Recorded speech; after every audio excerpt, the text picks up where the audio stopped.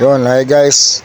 Siya nga pala, papakita ko po sa inyo na ito po yung nangyari po sa akin, yung pagpunta ko po doon sa bloodletting para po makita ninyo kung ano po yung pagsasakripisyo yung ginawa ko para makatulong po tayo sa pagbibigay buhay po, sagip buhay mula po sa mga dugo na itinutulong po natin para sa ating mga kapwa Pilipino. Kaya tara po, samahan niyo po ako para makita niyo po kung ano po yung gagawin ko.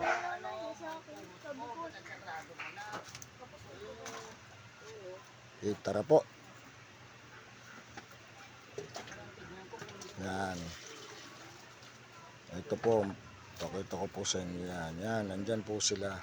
Yan, yung natapos na po yan na bloodletting nung matapos na po akong kunan ng dugo. Yan po yun.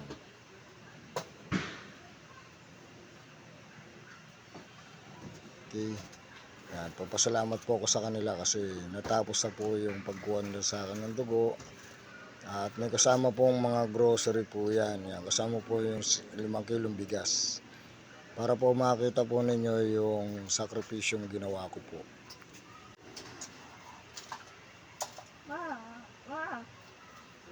Yan, yan po yung nakuha ko. So, pakita ko po sa inyo yan para yan po yung ininom ko matapos po akong kuhanan ng dugo. Juice po yan. Yan. Okay guys, maraming salamat sa inyo. At least makita nyo po ito. Tapos,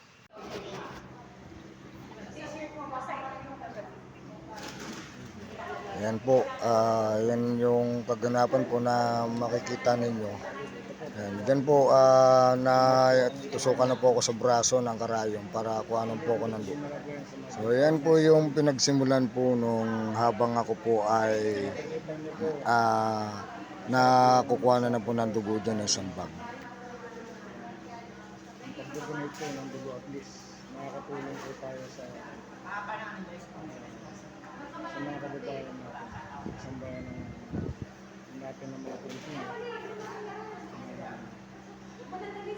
Meron po tayong nagagawa na tulong. Wala po tayo nasa magiging mga kapag ito pag-aan po ng ating mga sarili. Alam niyo po, hindi masama yung minsan maging bayani tayo sa sarili nating bayan. Kaya kailangan lang po maging matapang po tayo sa mga ganitong uri ng hamon ng buhay. So, sa mga gusto po mag-donate dyan, sa mga ano po, yung mga kapanalig natin dyan, mga followers, huwag po kayong matakot, pwede po kayong mag-donate. Ano po? Support po tayo kadalasan. Kailangan po natin gawin.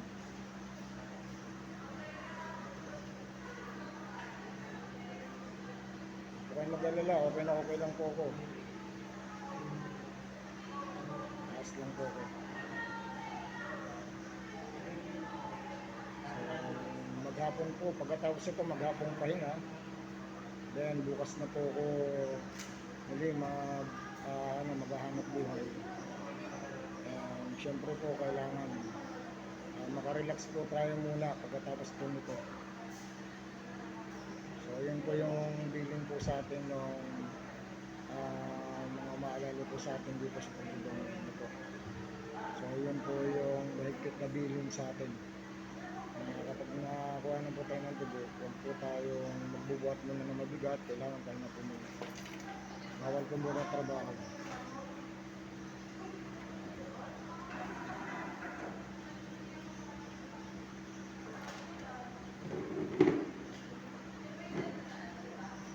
Sige po, papakita ko po sa inyo para kasi nakatakip po yung mukha ko eh. Yan. O ha? Yan po, nakita nyo na po ako ha. Tinagay ko lang yung face mask. At least nakikita nyo po, nakapag-donate po ako ng dugo ngayon. Masaya po mag-donate ng dugo. Tsaka masarap sa pakaramdam na nakakatulong po tayo. So, yan po, sabahan niyo po ako guys para makita niyo po yung iba't natin. So yan guys, yan na po yung tinusukan ako ng karayom. Yan na po yung medyo konting kaba, pero sanay na po tayo na makuha ng dugo. So yun guys, hanggang dito na lang guys para po sa inyo. Maraming salamat po at mabuhay po kayong lahat at mabuhay po tayo.